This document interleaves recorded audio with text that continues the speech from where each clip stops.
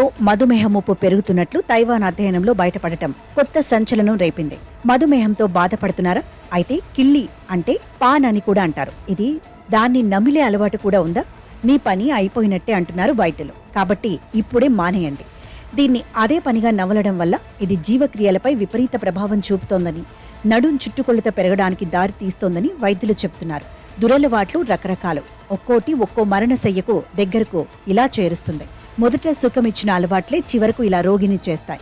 ఇప్పుడు వాటి వరుసలో కిళ్ళీ కూడా చేరి దాని వ్యసనపరులను ఈ కిళ్ళీ చంపేస్తోంది. అన్నిటికన్నా భయానక రోగం డయాబెటీస్ వారికి వస్తోంది. ప్రపంచం ఇప్పుడు ఇది తెలిసి వణికిపోతోంది. మరణశయ్యలపై ఇలా రోగులు విలవిలలాడుతున్నారు. పాన్ అలవాటు ఉన్న మధుమేహ బాధితులు వెంటనే ఆ అలవాటును మానుకోవాలని వైద్య నిపుణులు హెచ్చరిస్తున్నారు.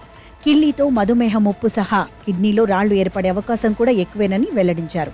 సాధారణంగా మధుమేహ నియంత్రణలో ఆహారం, వ్యాయామం మీద ప్రత్యేక దృష్టి పెడుతుంటారు. అయితే మార్చుకోదగిన జీవనశైలి అంశాల్లో కిళ్ళీ అలవాటును కూడా పరిగణలోకి తీసుకోవాలని వైద్య నిపుణులు అభిప్రాయపడుతున్నారు. ప్రత్యేకించి యువతరంలో మధుమేహానికి కిళ్ళీ నమలటానికి సంబంధం ఉంటుండడం మరింత ఆందోళన కలిగిస్తోందనేది నిపుణుల మాట. మధుమేహంతో బాధపడే వారికి కిళ్ళీ అలవాటు కూడా ఉందేమో చూడటం తప్పనిసరని, ఒకవేళ కిళ్ళీ అలవాటు వదల్లేని స్థితిలో ఉంటే మానసిక నిపుణులకు సిఫారసు చేయాలని సూచిస్తున్నారు.